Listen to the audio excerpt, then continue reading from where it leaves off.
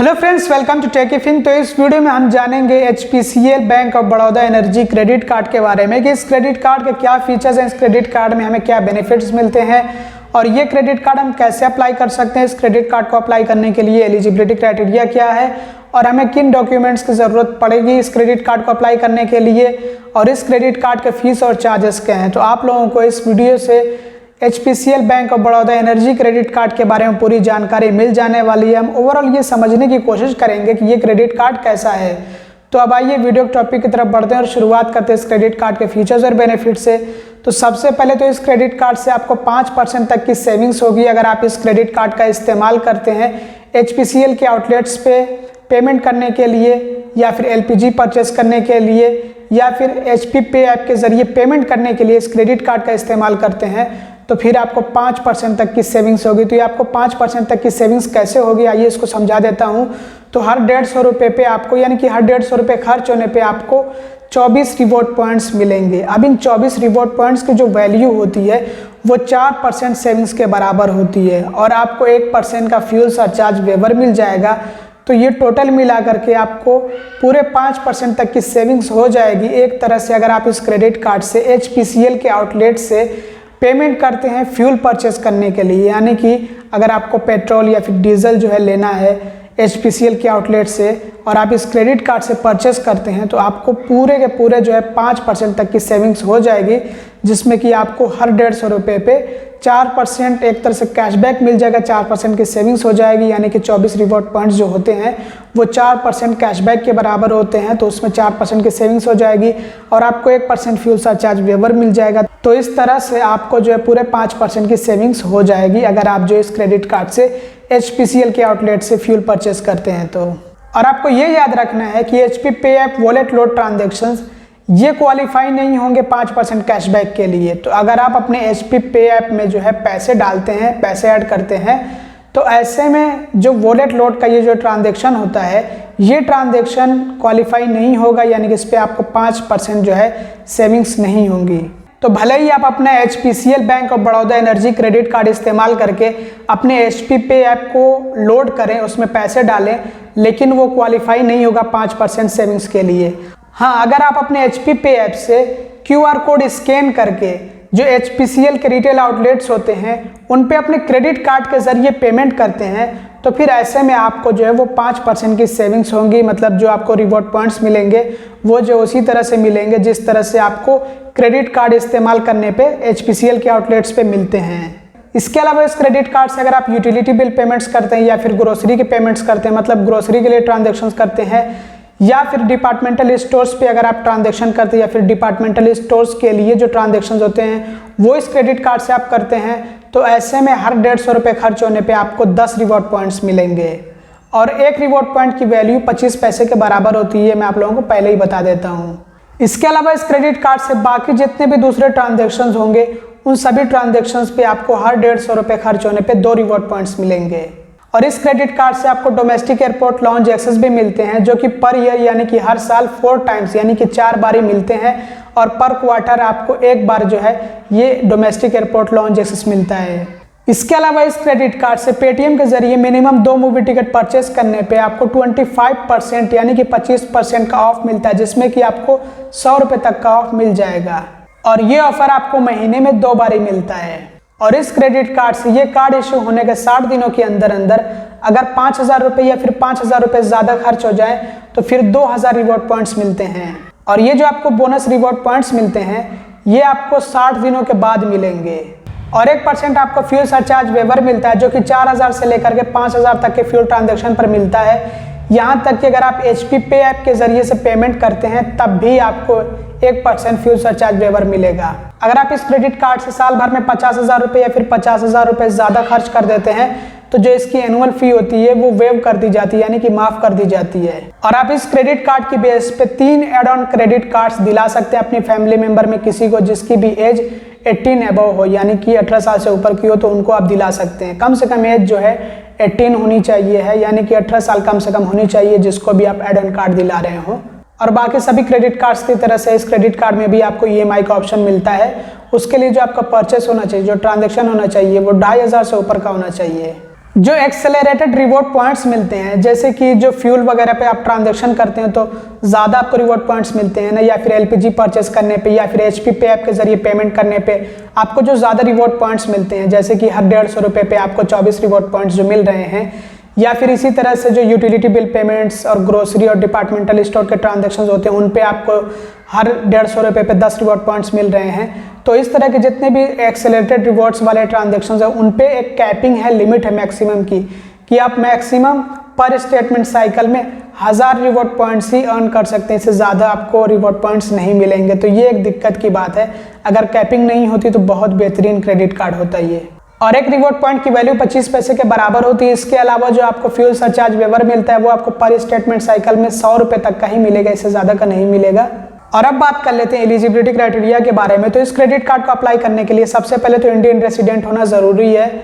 इसके अलावा जो उम्र होनी चाहिए वो कम से कम 21 साल होनी चाहिए और ज़्यादा से ज़्यादा 65 साल होनी चाहिए। इससे ज़्यादा की अगर उम्र होगी तो फिर जो है ये क्रेडिट कार्ड नहीं मिल पाएगा, एलिजिबल नहीं होंगे। इसके अलावा इस क्रेडिट कार्ड को सैलरीड यानी कि जॉब वाले और सेल्फ एम्प्लॉयड यानी कि बिजनेस वाले दोनों ही अप्लाई कर सकते हैं, दोनों एलिजिबल होते हैं। तो सैलरीड के लिए मिनिमम एनुअल इनकम होनी चाहिए है 3,60,000, कम से कम जो सालाना इनकम होनी चाहिए जॉब वालों के लिए वो 3,60,000 होनी चाहिए, अगर इससे ऊपर है तो बेहतर है। इसके अलावा जो सेल्फ एम्प्लॉयड है उनके लिए जो एनुअल इनकम होनी चाहिए है वो 4,80,000 रुपये की होनी चाहिए, कम से कम 4,80,000 रुपये, अगर इससे ऊपर है तो बेहतर है। और बात करें डॉक्यूमेंट्स की तो सबसे पहले तो आपके पास KYC डॉक्यूमेंट्स होने चाहिए, जैसे कि आधार कार्ड और पैन कार्ड, ये जो है बहुत ज़्यादा ज़रूरी हो गए आज के टाइम में, तो ये होने चाहिए हैं। इसके अलावा इनकम प्रूफ के बारे में बात करें, यानी कि इनकम डॉक्यूमेंट्स अगर आपसे मांगे जाएँ तो आपको क्या देना होगा। तो जो सैलरीड हैं यानी कि जो जॉब वाले हैं उनसे जो आमतौर पर बैंक अकाउंट स्टेटमेंट लिया जाता है, जो कि पिछले 3 महीनों का होता है ज़्यादातर, जिसमें कि ये देखा जाता है कि आपके बैंक अकाउंट में पैसे आ रहे हैं या फिर नहीं। तो वो सिर्फ यही देखते हैं कि आपके अकाउंट में क्रेडिट हो रहा है या फिर नहीं, जो आपकी इनकम है वो आपके बैंक अकाउंट में आ रही है या फिर नहीं। इसके अलावा अगर कोई सेल्फ एम्प्लॉयड यानी कि बिजनेस पर्सन है तो उनसे RTR लिया जाएगा। हो सकता है कि पिछले 2 साल का लिया जाए, कभी कभी को 1 साल का ही सिर्फ जो काफ़ी होता है। और अगर 1 साल का RTR मांगा जाए तो इसका मतलब होता है कि करंट ईयर का जो अभी पिछली बार RTR भरा हो वही आपको देना होता है, अगर 1 साल का मांगा जाए तो। और एक पासपोर्ट साइज फोटोग्राफ की भी ज़रूरत पड़ती है, ये ऑफलाइन अप्लाई करने के लिए मैं बता रहा हूँ। अगर आप ऑनलाइन अप्लाई करते हैं तो कुछ बातें आपको ध्यान में रखना होगा। सबसे पहले तो आपके पास आधार कार्ड होना ज़रूरी है, पैन कार्ड होना ज़रूरी है। इसके अलावा आपके आधार कार्ड से आपका मोबाइल नंबर लिंक्ड होना ज़रूरी है, यानी कि आपके आधार से मोबाइल नंबर रजिस्टर्ड होना, जुड़ा हुआ ज़रूरी है। अगर नहीं है मोबाइल नंबर जुड़ा हुआ तो फिर ऐसे में आप ऑनलाइन नहीं अप्लाई कर सकते। देखिए यहाँ पे पूरा जो KYC का सिस्टम होता है वो पहले तो eKYC होती है, फिर उसके बाद वीडियो KYC होती है। तो इस तरह से आपके पास जो है आधार कार्ड होना चाहिए, उससे जुड़ा हुआ मोबाइल नंबर होना चाहिए है, और पैन कार्ड होना चाहिए जो कि ओरिजिनल होना चाहिए, क्योंकि वीडियो KYC में उसकी ज़रूरत पड़ती है। अब आइए समझते हैं कि इस क्रेडिट कार्ड को हम कैसे अप्लाई कर सकते हैं। तो इसके लिए तो मैंने आपको डिस्क्रिप्शन में लिंक दे रखा है, वहाँ से जाकर के आप डायरेक्टली अप्लाई कर सकते हैं। लेकिन अगर आपको जो है BOB फाइनेंशियल की वेबसाइट से अप्लाई करना है तो वो भी बहुत आसान है। आपको bobfinancial.com पे विजिट करना होगा, जो कि आप यहाँ पे देख सकते हैं, और उसके बाद आपको स्क्रॉल डाउन करते हुए आना है और ये आपको जो है देखने को मिल जाएगा HPCL BOB energy credit card. तो आपको अप्लाई नाउ का ऑप्शन मिलता है, इस पर आपको क्लिक करना है और बाकी आपको अपनी डिटेल्स वगैरह फिल करनी होती हैं। तो अभी थोड़ा सा हमें वेट करना है, ये जो प्रोसेस कर रहा है अभी शो करेगा। तो यहाँ पे आपको सारी डिटेल्स एंटर करनी होती है, जैसे कि सबसे पहले तो आपको टाइटल चूज़ करना है और उसके बाद फर्स्ट नेम, लास्ट नेम, इस तरह से आपको अपनी पूरी डिटेल्स एंटर कर लेनी होती है। मैंने इसके बारे में ऑलरेडी वीडियो बना रखा है कि आपको जो है बैंक ऑफ बड़ौदा का क्रेडिट कार्ड कैसे ऑनलाइन अप्लाई करना होता है, तो वो वीडियो ज़रूर से देख लीजिएगा ताकि आपको पता लगे कि आपको बैंक ऑफ बड़ौदा का क्रेडिट कार्ड कैसे अप्लाई करना होता है। और अब बात कर लेते हैं इस क्रेडिट कार्ड के फीस और चार्जेस के बारे में। तो इस क्रेडिट कार्ड की फर्स्ट ईयर फी, जिसको हम ज्वाइनिंग फ़ी कहते हैं, वो 499 रुपये प्लस GST है। और इसी तरह से जो इसकी सेकेंड ईयर फी है, या फिर इसको हम नॉर्मली जो एनुअल फ़ी कहते हैं, जो कि दूसरे साल से ली जाती है, ये भी 499 रुपये प्लस GST है। फाइनेंस चार्जेस यानी कि इंटरेस्ट चार्ज के बारे में बात करें तो 3.49% पर मंथ है और 41.88% पर एनम है। तो ये जो फाइनेंस चार्ज होता है ये तब हमसे लिया जाता है जब हम अपने क्रेडिट कार्ड से कैश विड्रॉ कर लेते हैं, पैसे निकाल लेते हैं, कैश निकाल लेते हैं ATM से, या फिर अगर हम अपने क्रेडिट कार्ड के बिल का पेमेंट इंटरेस्ट फ्री पीरियड के अंदर, जो लास्ट डेट है, जो ड्यू डेट है, उससे पहले नहीं करते हैं, तब हमसे जो इंटरेस्ट चार्ज या फिर फाइनेंस चार्ज लिया जाता है। अदरवाइज अगर हम टाइम पे पेमेंट करें तो कोई भी हमसे जो है फाइनेंस चार्ज या फिर इंटरेस्ट चार्ज नहीं लिया जाता है। कैश विड्रॉल चार्जेस यानी कि कैश निकालने का जो चार्ज है वो 2.50% यानी कि 2.5% है। जितना भी हम कैश निकालेंगे उसी के 2.5% कैलकुलेट करके हमसे जो है ये चार्ज लिया जाता है। मान लीजिए कि अगर आपने अपने क्रेडिट कार्ड से 10,000 रुपये निकाले हैं तो उसी 10,000 रुपये पे ये कैलकुलेट किया जाएगा 2.50% यानी कि 2.5%। तो अगर ये 2.5% 500 रुपये से कम आ रहा है तो फिर ऐसे में आपको कम से कम 500 रुपये का चार्ज देना होगा, और अगर 2.5% 500 रुपये से ज़्यादा आ रहा है तो फिर आपको जो है 2.5% चार्ज देना होगा। और चेक रिटर्न होता है तो ऐसे में आपको 2% ऑफ द पेमेंट अमाउंट यानी कि जितना पेमेंट है क्रेडिट कार्ड का उसी के 2% आपको चार्ज देना होगा, जिसमें कि कम से कम 450 रुपये का चार्ज होता है। इसका मतलब ये होता है कि अगर आपने अपने क्रेडिट कार्ड के बिल के पेमेंट के लिए चेक जमा कर रखा है और वो रिटर्न होता है यानी कि बाउंस होता है तो ऐसे में 450 रुपये का चार्ज आपको देना पड़ेगा कम से कम।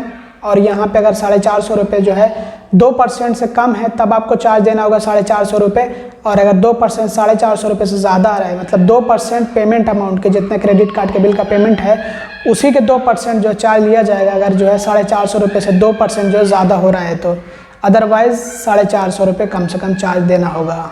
और याद रहे कि जितने फीस और चार्जेस होते हैं सब पे जीएसटी लिया जाता है, जो कि अभी के टाइम में 18% मतलब 18% है, जो कि फीस और चार्जेस पे जीएसटी जो है जोड़ा जाता है। जैसे कि अगर 500 रुपये फ़ी है तो 500 रुपये पर ही वो जो है जीएसटी जोड़ा जाएगा। अगर आप अपने क्रेडिट कार्ड की लिमिट से ज़्यादा क्रेडिट कार्ड से ट्रांजेक्शन कर देते हैं मतलब कि ओवर लिमिट स्पेंड कर देते हैं तो ऐसे में भी आपसे जो है 2.5% चार्ज लिया जाएगा। 2.50% of the over limit amount, जितना आपने ओवर लिमिट अमाउंट में स्पेंड किया है उसी पे आपसे जो है 2.5% ये जो है फ़ी या फिर चार्ज लिया जाएगा, जिसमें कम से कम 600 रुपये ये चार्ज होता है।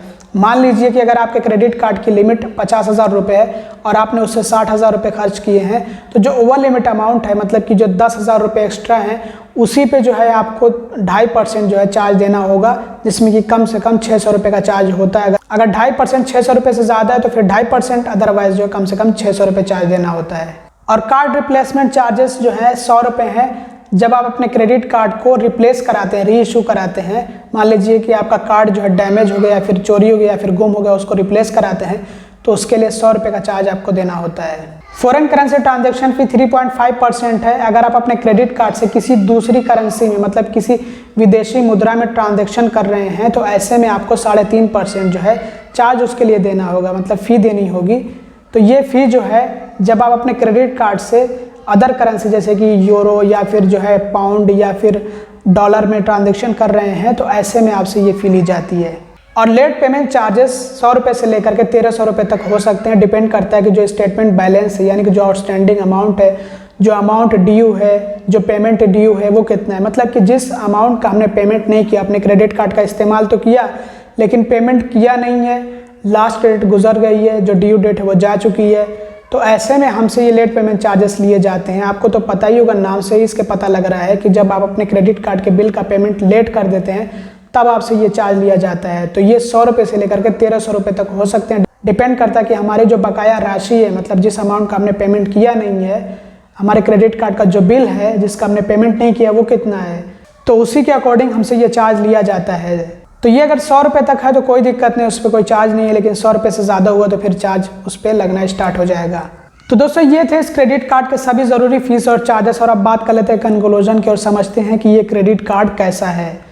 तो मुझे ये क्रेडिट कार्ड कुछ ऐसा खास नहीं लगा, क्योंकि इस पे जो है एक्सेलरेटेड रिवॉर्ड पॉइंट्स जो मिलते हैं, मतलब जो ज़्यादा रिवॉर्ड पॉइंट्स जिस कैटेगरीज पे मिलते हैं उन पे कैपिंग लगा दी गई, लिमिट लगा दी गई है, इसीलिए इसका कोई मतलब नहीं बनता है।